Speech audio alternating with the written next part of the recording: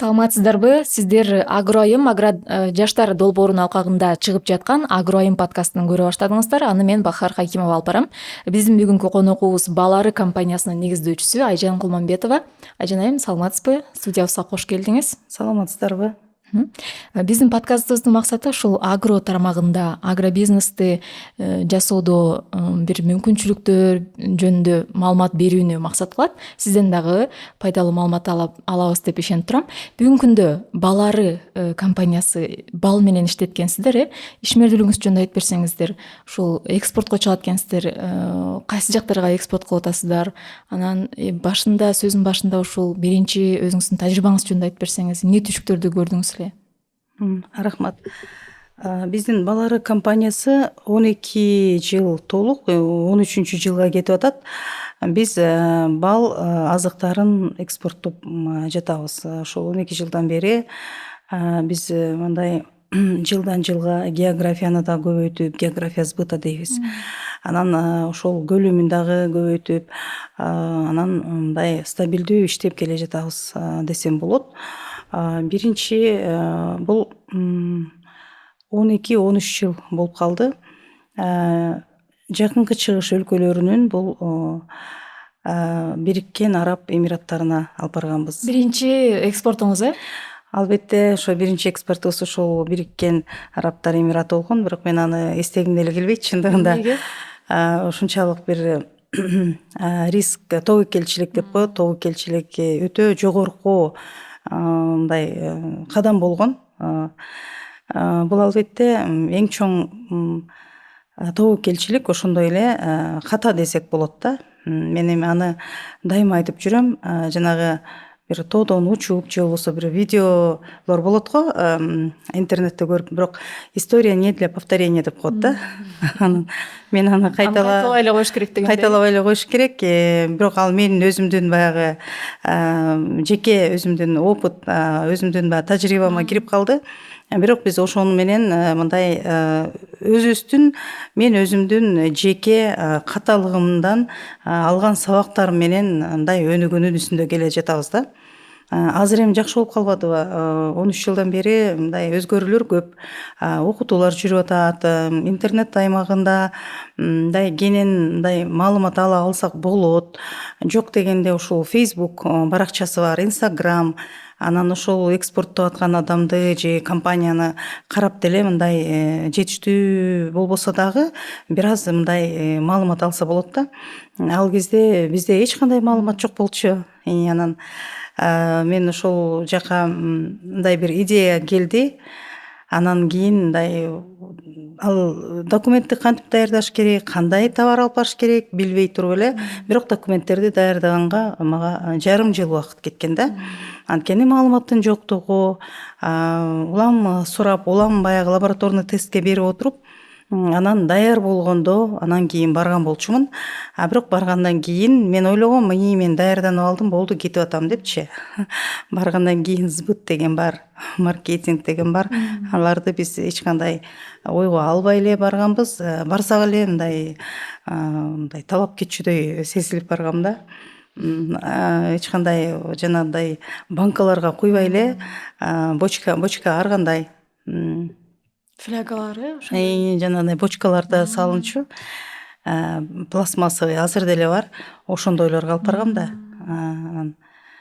Эмне дешти эле көргөндө, мисалы ошол экспортерлор, сатып алуучулар кандай кабыл алышты? Сатып алуучулар жок болчу да. Анан улам мындай барып магазиндерге, супермаркеттерге барабыз. Сунуштап аттыңыздар, Сунуштап аттык, көрсөтсөк. Банкага салынганы жокпу дейт. Анан банка деле каяктан алыш керек, стандарттарын деле билбейт экенмин да. Эч кандай менде мындай билим жок да, мына билимдин жоктугу ушундай бир көп жакшы эмес кейстерге алып келет да. Бирок Айжан айым, негизи ишкер ушинтип баштай бериш керекпи? Мисалы маалыматы жок болсо деле ушундай катачылыктарды кетирип, анан кайра оңдоп, ушинтип анан бир тажрыйба алат да. Баштай берсе эми ар кимдин өзүнүн тандоосу деңизчи, бирок тобокелчиликке даяр болуш керек да, тажрыйба болот. Анан тобокелчилик деген бул биринчиден финансылык затраты. ошолду кайра ордун тургузуп кетиш деле кыйын го. Ошондой болот. Ошондуктан мен айтат элем, ишкердикке тобокелчиликти баягы минимизировать этип, рискти азайтып, анан башташ керек да. Ошон үчүн эми азыр мурдагыдай ишкердик деген бизде Кыргызстанда негизи жаңы нерсе да. Биздин мен мисалы жогорку окуу жайды бүткөндөн кийин биз өзүбүздүн специальностубуз менен иштей алган жокпуз. Анан кийин кандай жумуш уюштуруп алабыз, ошону ойлондук да.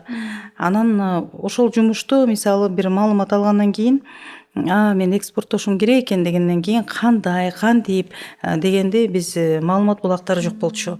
Ал эмес биз таможняга барганда, бажы кызматына барып баягы балды алып кетип атсак, алар күлчү да, муну каяка алып баратасыңар депчи. Анан ушундай экспортко документтерибиз бар эми. Анан чыгып атабыз десек, элдин баары тияктан алып келип атса, силер аяка алып баратасыңар деп таң калгандар болчу да. Анан Кайсы жылдары эле? 2011, 2010 жылдары болчу. Анан 12 жылы көп деле кетчү эмес. Анан биз ошентип кетирип жүрдүк. Анан бирок бара-бара сыртка чыккандын бир жакшы жери биз экспортерлор көп маалымат алып келдик да. Анткени эл аралык баягы рыноктун талаптарын көрүп атабыз. Ошол жактагы ассортиментти көрүп жатабыз. Экспортерлордун булар маалыматты топтоочу субъект деп койсок болот да.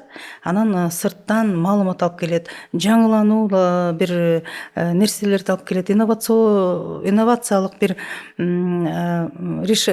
чечимдерди сунуштай алабыз.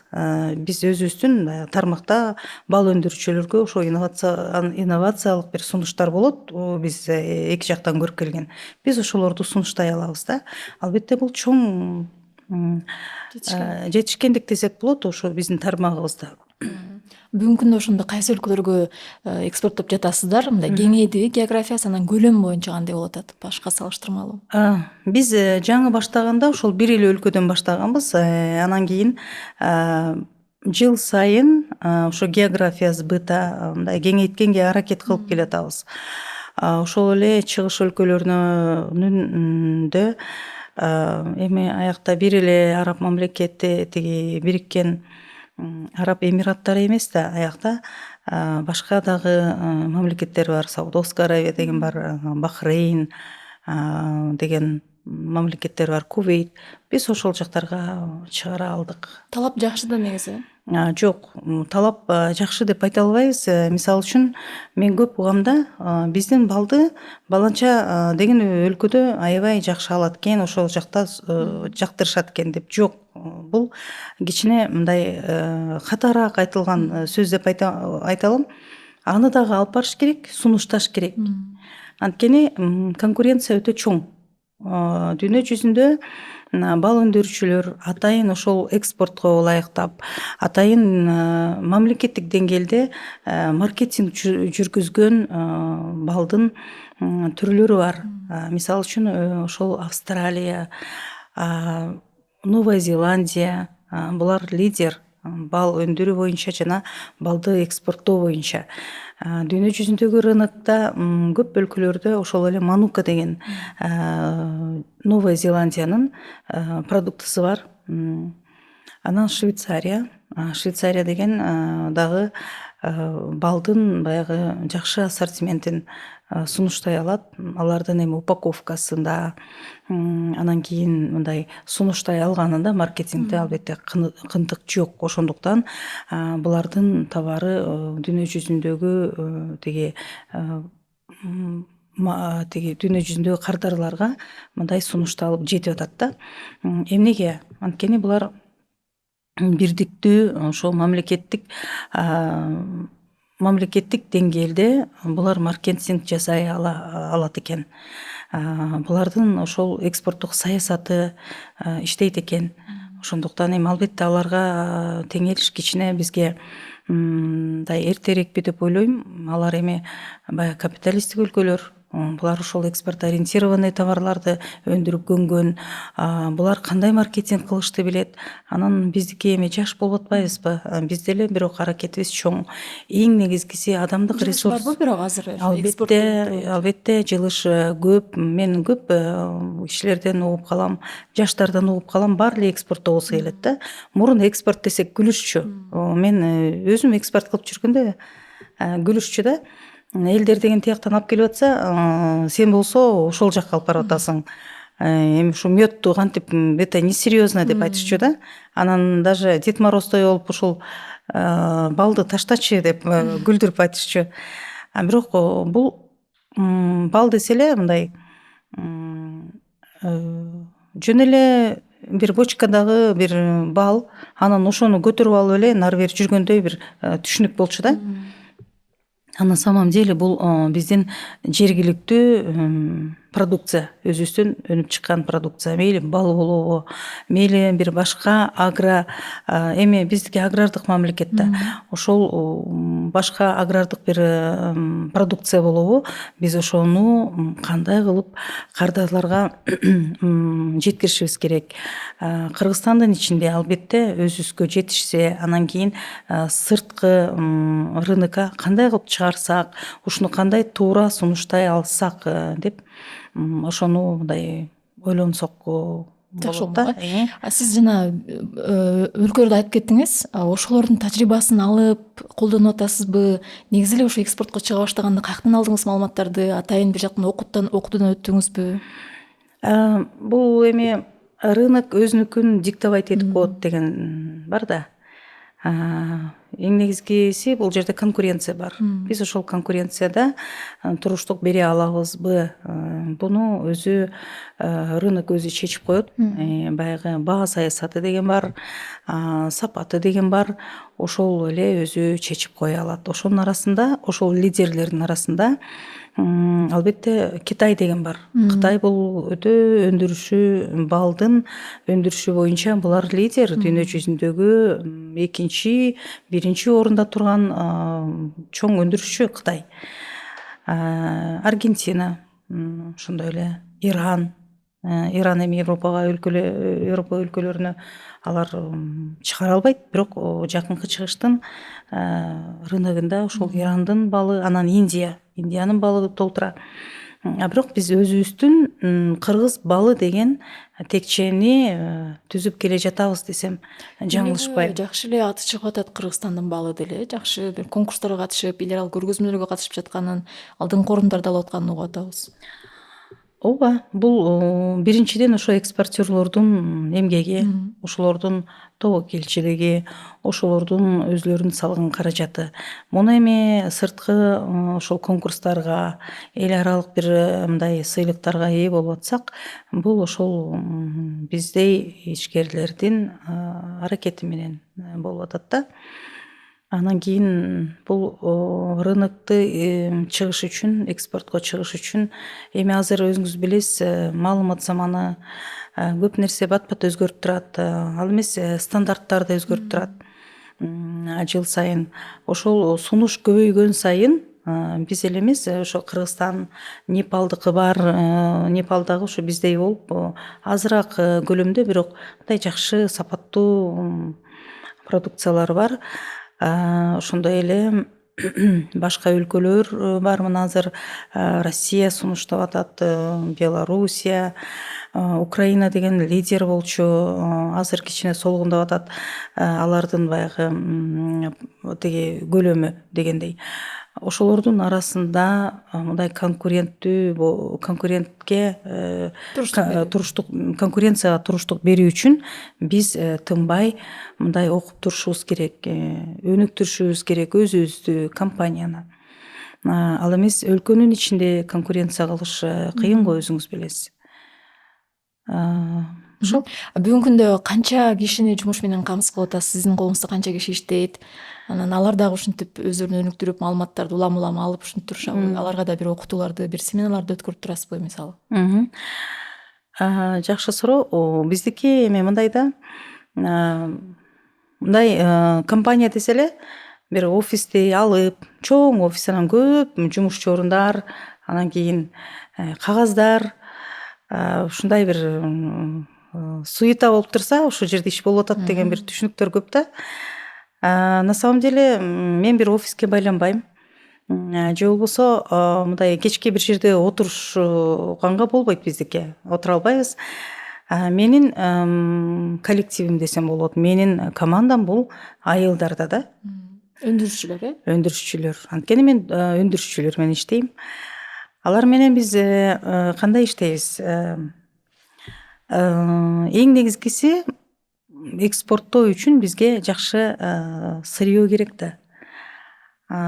Источник дейбиз, ошол источникти жакшы мындай өнүктүрсөк, ошол жерде бал өндүрүүчүлөргө бир жакшы билим бере алсак, талапты кое алсак, талап коердон мурда биз кичине шарт түзгөнгө аракет кылсак, анан ошондо биз жакшы продукция өндүрө алабыз. Анан ошол продукцияны сыртка алып чыгып кете алабыз.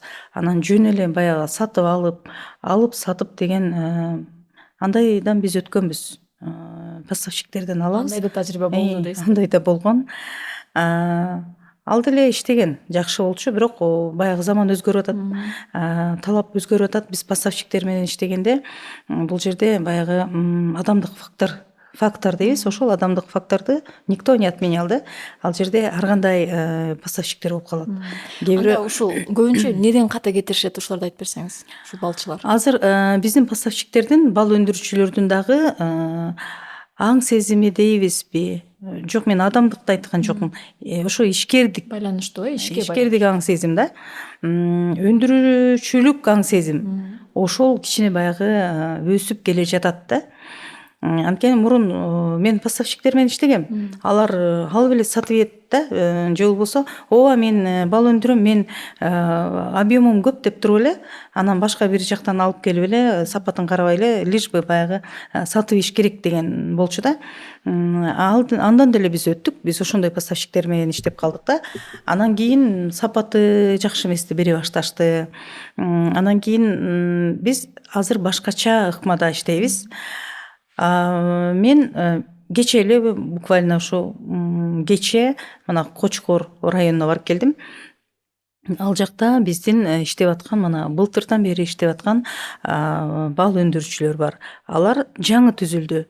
Аларды биз былтыр уюм катары, бир фонддун жардамы менен уюм катары, кичинекей эле уюм болчу да. Анан быйыл болсо мына сезонду бүтүрдүк.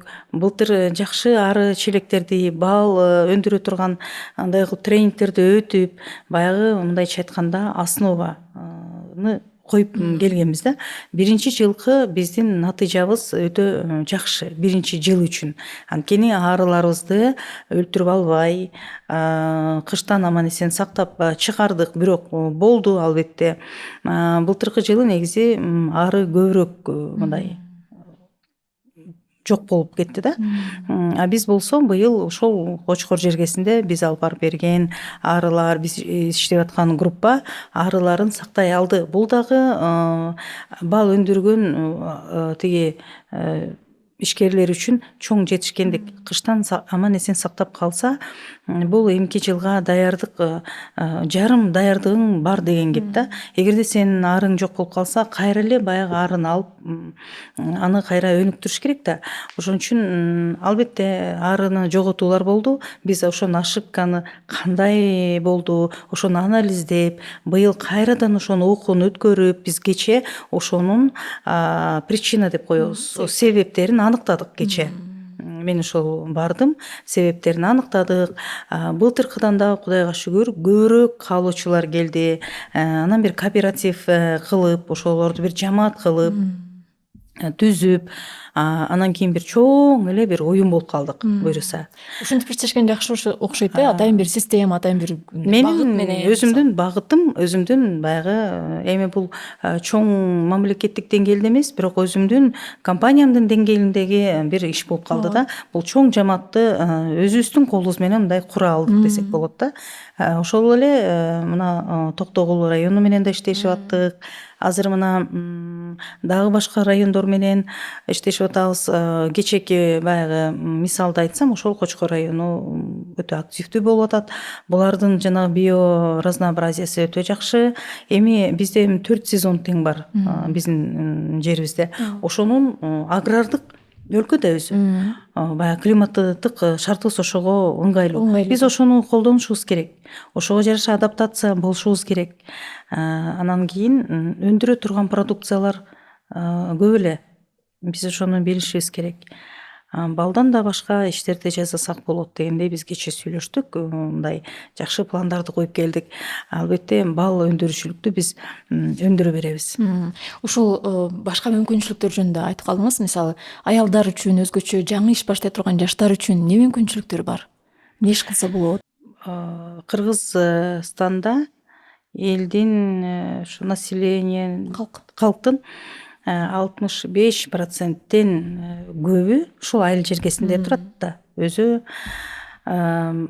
баягы айыл чарбага иштей турган болсок, мындай шартыбыз бар деген кеп да. Бирок кайра эле мындай көйгөйлөр бар. Биз ооба 4 сезонубуз бар, Кыргызстандын жаратылышы сонун, анан кийин мына балыбыз сонун деп коюп атабыз. Табигый деп атабыз. Табигый баары турат, бирок ошону уюштурганга дагы, ошолорду өндүргөнгө дагы мындай тажрыйба керек, окутуулар керек, уюштуруу керек. Эгерде биз аны уюштура албасак, гүл болгон ушундай бир шартты толтура турган жерде отура беришиң мүмкүн, эгерде сенде билим болбосо. Ошол жерде деле эч нерсе кыла албайсың. Келип ал жерде иштетиши мүмкүн, башка. Ошондой, ал эмес чөлдү деле барып мындай ошону өздөштүрүп кеткен случайлар болгон да, дүйнө жүзүндө жана интернеттен окуп атабыз. Ошондуктан канчалык жакшы мындай environment дейбиз. Айлана чөйрөбүз жакшы болсо дагы, жаратылыш. Биз билимсиз, инновациялык бир маалыматпы дейбизби, инновациялык бир чечимсиз биз мындай нерселерди жасай албайбыз. Биз кечээ дагы мен барып ошол жолугушуп келгенде көп баягы маселелерди жазып, ошону эми иштейли деп келдик. Бул эң биринчи, мына менде биринчи эле ошол маселе жазылып турат. Бул окутуу. Окутушубуз керек. Ишкердик деген бул өтө жакшы. Мен ошол чакырып кетем жаштарды дагы, айымдарды дагы ишкердүүлүккө келиш керек. Эмнеге? Бул ишкердүүлүктө сен өзүң уюштура аласың. Ишиңди уюштура аласың.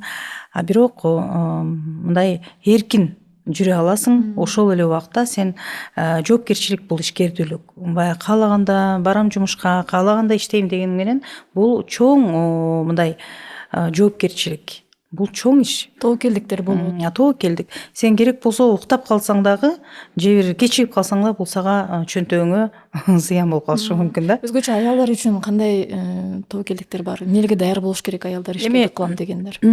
Агрардык эле сектордо эмес, деги эле шаарда болсо деле мындай аял киши үчүн биринчи сөзсүз эми бул жаратылыш. Мындай маселе бар, бул быт. Турмуш тиричилик да. Эми аны эч ким ат менен кылган эмес. Бул боло турган иш. Ошол жагы бар. Биз агрардык бизнесте кандай чечсек болот муну? Балдар бар дегендей, бала чакабыз бар. Ошондой эле үй тиричилиги бар. Мен дагы кайталайын, ошол ишкердикти жеңилдете турган бир жакшы чечимдер керек. Ал үчүн мисалы мен өзүбүздүн бал өндүрүүчү тармакты айтайын. Ишти жеңилдете турган, эми автоматизацияга кичине кыйыныраак бизге бал өндүрүүгө мен муну кандай деп автоматизация дегенден андай кыла албайбыз, бирок мындай жанагы туура бал челектерди беришибиз керек. туура иштей турган арыларды алса дагы ошол бир чоң жеңилдик болот. Анан ошол айым, ишкер айым окуш керек, биз окутушубуз керек, кандай ишкердик кылам десе ошол специальность боюнча, эми ал деле специальность. Мисалы бал өндүрөм десе ал ошол бал өндүрүүчүлүк тиги кесипти өздөштүрүш керек. Курут жасайм десе ошол куруттун дагы технологиясын, сүт азыктарынын технологиясын өздөштүрүш керек. Ошон үчүн специалист болуш керек. Ишкер болом десең, кайсы ишкердикти, кайсы тармакка иштейм десең, ошол тиги специальностьты сен мындай жакшы карап өздөштүрүшүң керек да. Ошондо гана мындай жеңилирээк болот. Анан автоматташтыруу дегенди биз азыр мындай карашыбыз керек. Бул өтө жеңил. Бир ишиңди, жашооңду жеңилдетет. Албетте. Айыл чарбасында автоматташтыруу дейбиз, ошол эле жана капельное орошение кылып атабыз, садоводствода. Мен айтат элем, ошол мен да башымдан өткөн бул нерсе. Мен өзүм 4 гектар жерге клубника айдап, клубника отургузуп, анан кийин ошону Балга чейин клубника кылып көрдүңүз беле? балдын ортосунда да. Анан кийин ошо бал экспорттоп эле бир 4 гектар жерге мен клубника отургузуп анан иштеткем да. Анан бул өтө кызыктуу нерсе. Мен органик кылып аны өстүргөм да. Өтө сапаты жакшы болгон. Ал эмес ошо эшикте калып калыптыр. Эртеси келсек күн ысыкта бузулбай турат да. Жанагы бир клубниканы мындай алып келсең, үйгө келгенде эле үстүндө мындай бирдемелер учуп эле, анан кийин эле жегенге жарабай бир ушундай эле жумшак болуп калат го. Ошондойлор бир көп болуп кеткен да. Ал деген эме жана химиялык бир заттар менен андай колдонбош керек да. Эми аны кайра эле мен ошондо мындай карасам, айланамда бүт клубника эккендер бар да. Анан алар мынтип иштейт экен да. Тиги байке деген моундай бөтөлкөдөгү дарыны чачкан экен, ошондо 500 литрге 2 бутылка куйса жакшы болот экен деп эле чача беришет экен да. Анан мен ошондо сурадым, биякта агроном деген барбы? Мындай айланып карап, жер деградация болуп атат. Мындай эртеңки күнү бул жерди кандай кылып пайдаланат? Ошону мындай бир караш керек. Дыйкан эми ар кимдин өзүнүн баягы түшүнүгүнө жараша иштей берет. Мындай мен жерди ушуну деградация кылып албайм, менден кийин дагы ушул жер күйүп калбасын дегенди мындай ойлонуш керек да. Бирок ошончо өзү арендага алып атса, ал үчүн, дыйкан үчүн ал акча мындай маанилүү. Анан ал башканы деле ойлобошу мүмкүн, баягы жерден максимально чыгарыш керек да. Бул өтө чоң көйгөй да. Анан мен ошол клубника айдап өстүргөндө мен ошондо бир проблеманы көрдүм да. Баары тең эле өзү билгендей айдайт экен, өзү билгендей урожайды алат экен да. Анан бир ошондо мен ойлондум да, айыл өкмөттү дебейин, эми ошол мамлекеттик деңгээлде жок дегенде бир окутуулар, маалыматтар болуш керек турбайбы? Анан жерди деградация кылбаш керек деген. Анан ошол эле жанагы сээп аткан жерге чачып биз урожайностьту көтөрүп аткан дары-дармектер булар кандай болду экен? Ошолор каяктан келип атты экен? Ошону дагы бир карап койсокпу деп. Анан мен бир Академия науктан ушул рухсат алынган. Анан кийин ошол Европадан келген бир окумуштуулардын Нурлан Кадыркулов деген бир байке бар. Ошол өзү окумуштуу. Ошолор бир гранул деп чыгарган экен. Био кандай деп аталчу эле? Био органические удобрения деген. Ошол Петровкадан Токмокко мен чыгымына карабай ташып алып баргам да. Жанагындай гранулдарды, анан суюктагы бир бутылкага куюлгандар бар экен. Бирок биздин урожайыбыз өтө жакшы болгон. Сапатты. Бирок ушундай бир кеңештерди, маалыматтарды берген агрономдор бизде дээрлик жок койсо да. Агроном таппай эле койгом. Анан мен болсо өзүм нарындан келгем. Бизде кулпуна эмес, даже картошка деле айдап көрбөптүрбүз да, коробустачы. Анан Мен ошондо ойлогом да, эме депчи, муну эми кандай кылыш керек? Эң негизгиси специалист керек. Мен ошол үрөн жанагы удобрение сатып аткандардын менен аябай көп кеңеш алгам да. Кайсы маалда удобрениени койсом болот, гүлдөгөнгө чейин, гүлдөгөндөн кийин дегендер бар экен. Эми ал мындай жөнөкөй эле нерселер, бирок мен үчүн бир өтө маанилүү, өтө чоң жаңылык болгон да. Бирок ошолор менен мен маалыматты алып атып в частном порядке эле анан жакшы бир мындай урожайга мындай жеттик да. Түшүм алдык. Эканы жанагы финансовый жактары дагы мындай өтө жакшы болгон, бирок мен ал нерсени токтоттум. Эмнеге? Мен жана башында кайрылып кетейин кайра. Автоматизация деп атпайбызбы? Ошондо мен капельное орошение дегенди билчү эмесмин да. Жанагындай эле арыктан сугарабыз. Бул чоң түйшүк, бир чоң жумуш. Аны суунун башын буруп келеткенсиң дагы, анан кийин ошол 4 гектар жерди сугаргычакты өзүңүз ойлоп көрүңүз. Сен түнү менен жүрөсүң ошол жерде. Албетте сугара турган киши бар, бирок ошол сана сени мындай турат да, бул сугарды бекен, тиги жактан суу бөлүндү бекен. Анан эртең менен келсең, жакшы сугарылган, бирок сен баягы жөөктүн ичине кире албайсың. Ошондой чоң проблема бар да. Ошон үчүн жана капельный дейт. Инновационный бир чечимдер деп айтып атпайбызбы? Ошондой чечимдерди карап, азыр кандай жеңилдетилген шарттар бар. Ошону мындай карап туруп, ошону применять этишибиз керек экен. Акыркы суроомого экспорттоо боюнча эмне документтер керек экспорттош үчүн? Анан балчылар сиздер менен кантип байланышат? Кыскача жооп берсеңиз. Документтер эми эң биринчи бул сапатын тастыктаган жанагындай лабораторный тесттен өткөн продукция, ошол лаб тест керек.